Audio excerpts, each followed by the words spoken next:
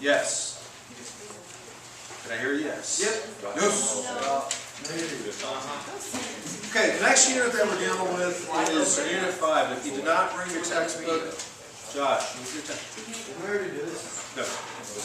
The last unit that we worked with, we just did a few pieces of literature from it. It was naturalism and regionalism.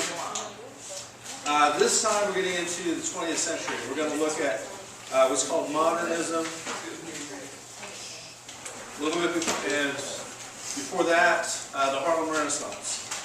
Which Harlem, you know, what city did it? Where? It was in New York. So this was kind of a hotbed of jazz, African American artists, writers, and so on. So we'll be reading a variety of literature from that. But today what we're going to work on is what's called a jigsaw activity. How many have done this before? You jigsaw a piece of text.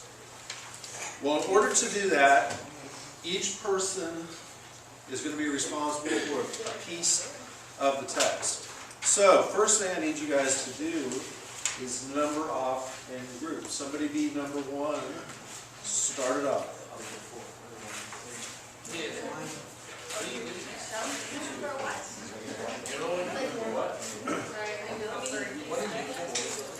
All right, raise your hand if you're number 1. Raise your hand if you're number 2.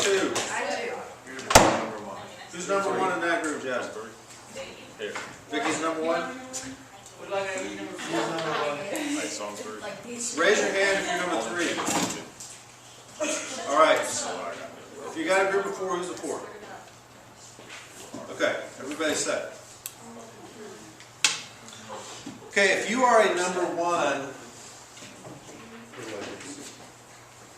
you are a number 1, you are going to be responsible for this piece of text. So open up, you're going to be reading page 865 and 866. Okay? If you're number 1, If you're a number 1, 865 and 866, the first 2 pieces. So put a big X right at the bottom of 866.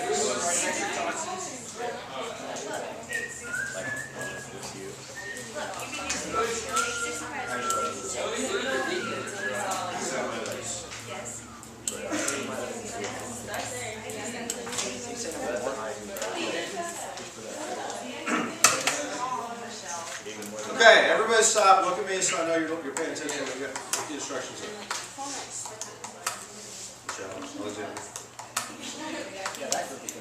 Okay, if you're number 1, what pages are you doing? Okay. 865, 866. Now you will be answering questions. I gotta refer back to my notes. 1 through 12. So put a little mark right by 12. That's your last one.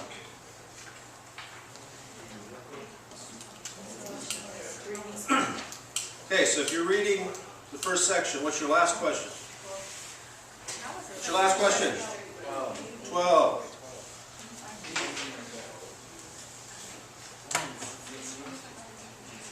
Now at the top of page 1 of your notes, you've got 4 pages. There's going to be 4 sections.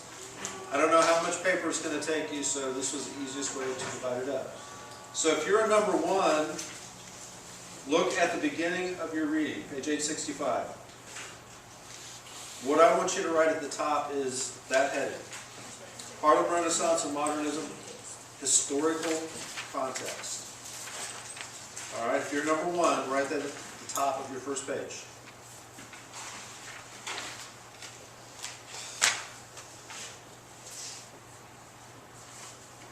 Okay, well, they're doing that. Number 2. If you're a number 2, flip to page 867.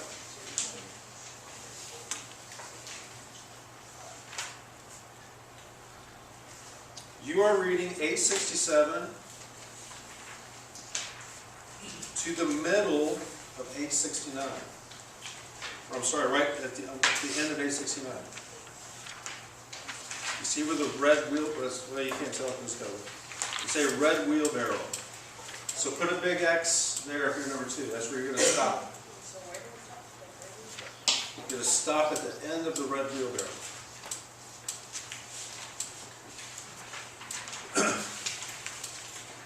Okay, on your question sheets, you are answering questions 13 through 22.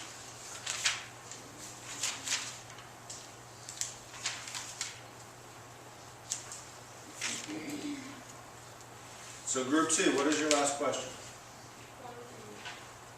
22.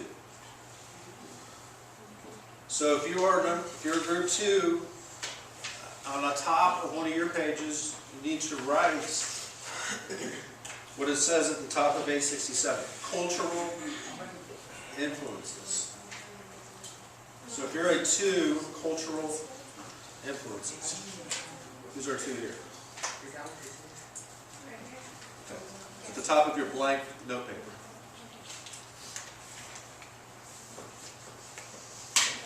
And then go ahead and set up the Cornell note form.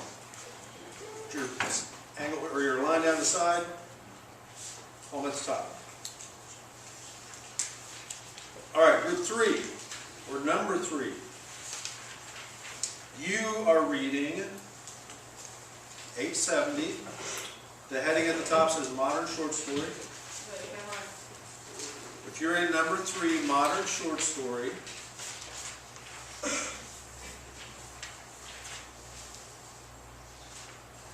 to page 871, and you'll stop right before it says Harlem Renaissance. So group 3, page 870, Modern Short Story. It stops on 871, yeah, 870 to 871, and you'll stop right before it says Harlem Renaissance.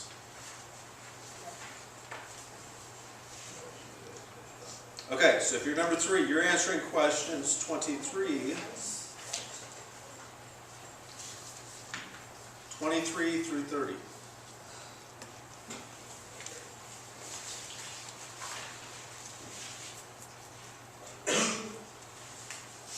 All you 3's got it.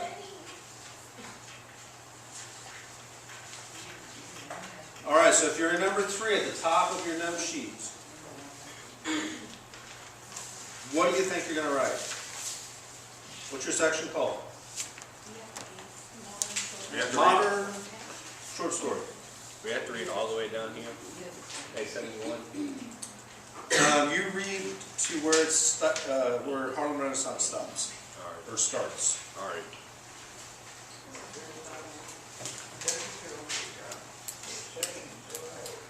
Okay, our number 4s. You know what your job is. We're finishing it up. 872, Harlem Renaissance, to the end.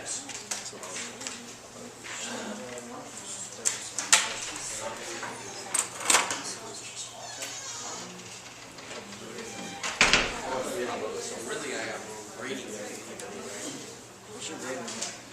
But you can skim.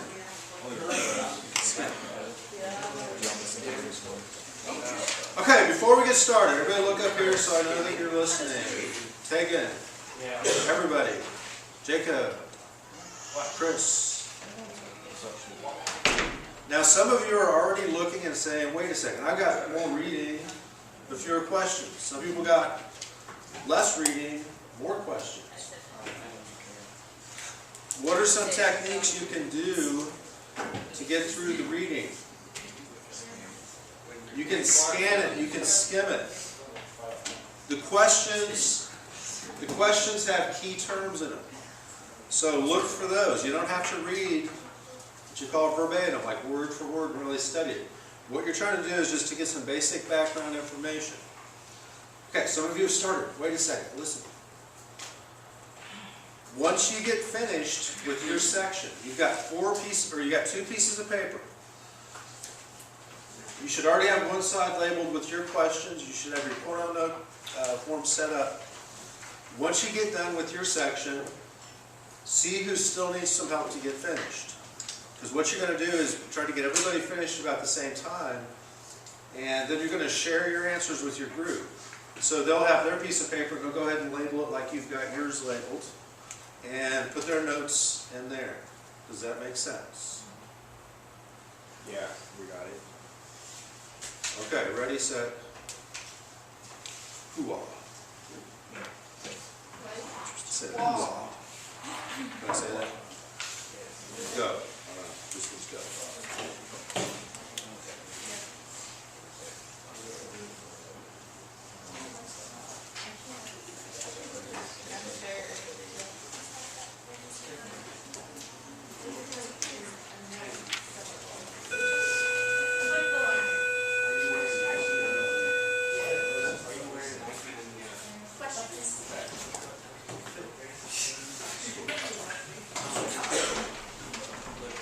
Whatever.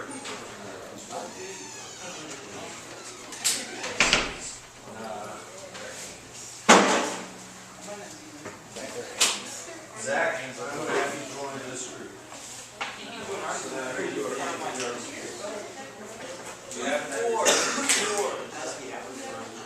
Raise your hand if you're in group 4.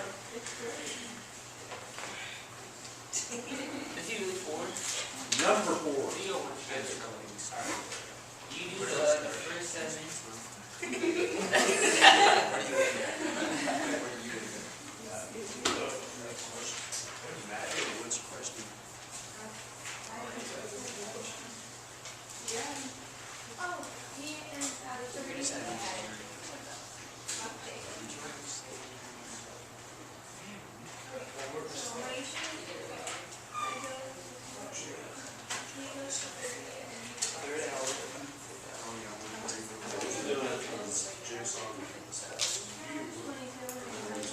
What's the date?